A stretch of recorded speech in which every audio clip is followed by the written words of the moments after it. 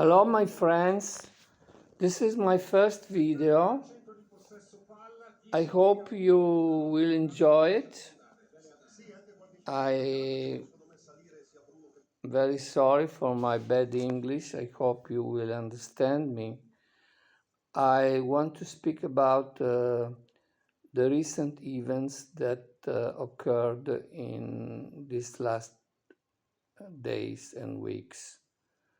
First of all, the European election, with the victory of the right parties, especially in France, where the party of Marine Le Pen won the election, reaching 30% of the votes, while the party of the president, Emmanuel Macron, was doubled.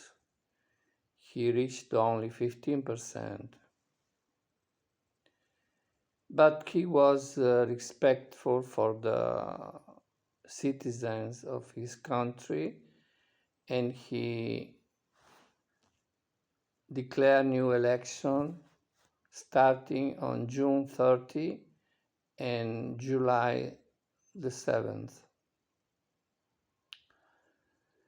In Germany, the Chancellor Scholz lost the election in a bad manner. He arrived at less than 15%. Third party after this election, won by CDU-CSU, 30%. And then Alternative für Deutschland, about 15-16%. But the Chancellor did not act like Emmanuel Macron. He remains at his place. Shame on him, because after this election he would have resigned.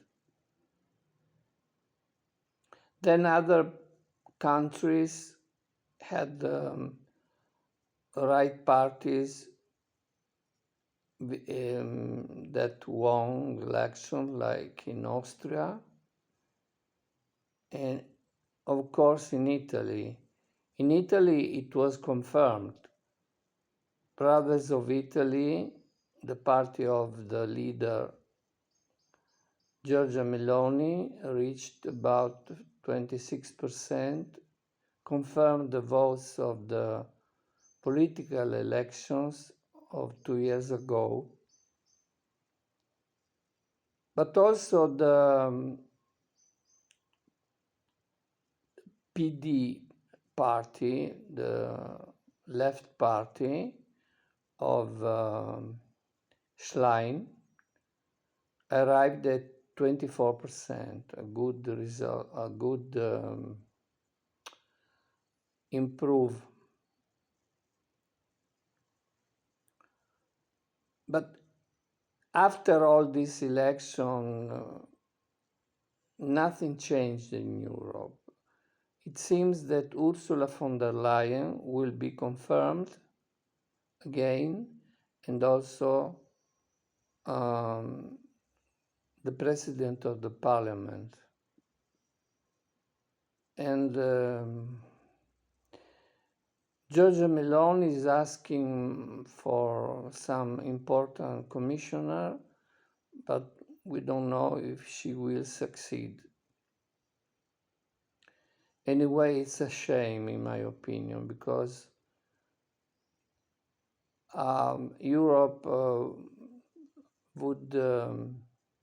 should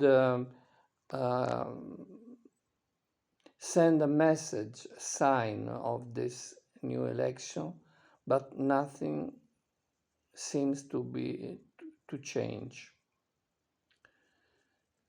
Now I want to talk about the second important event of these last weeks, which is not weeks, unfortunately months, which is the war in at Gaza, where about 40,000 people have been killed by the troops of Israel, among which half are adolescents and children. Shame on Israel. They haven't understood nothing from the history. They were victims for 6 million people killed by the Nazis, and they are repeating the same with the Palestinians. And like Nazi killed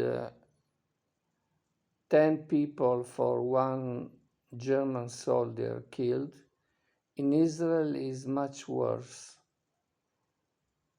because recently they have killed 275 Palestinians for liberating four hostages. So it was about 70 for 1.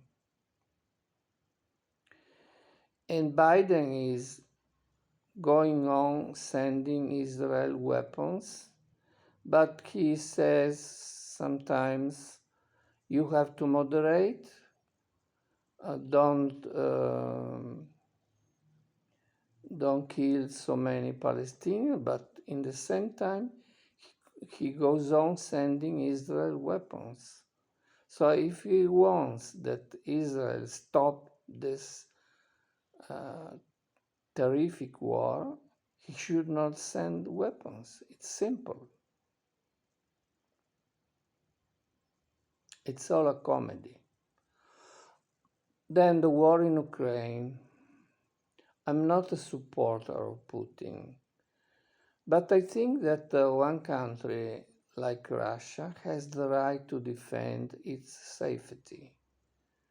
Safety that was at risk after, in the last 20 years, about 15 countries have entered into NATO. And Ukraine and Georgia were the last ones. So Russia should have been closed in all its borders, European borders. It's not possible for a country to accept all this. I remember the crisis in Cuba in 1962, when the Americans discovered some missiles installed by the Russians in Cuba, and they surrounded Cuba with their ships, and nothing could enter into Cuba until the President Khrushchev of the Soviet Union and the President of the United States, John Fitzgerald Kennedy, reached an agreement, and missiles were dismantled in Cuba, but also the missiles in Turkey. Few people know this. Before the Russian missile in Cuba, some American missiles were installed in Turkey, pointed against Russia. So in this agreement, Russia obtained that the missiles in Turkey were dismantled, and also the engagement of the United States not to invade Cuba, as they did some years before, with a tentative in Bay of the Porks, failed tentative. So unfortunately, we have all these tragic events.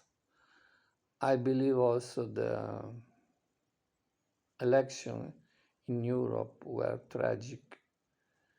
not because of the results, but because what is happening now, that is, European institutions do not respect what European citizens have signaled with their votes.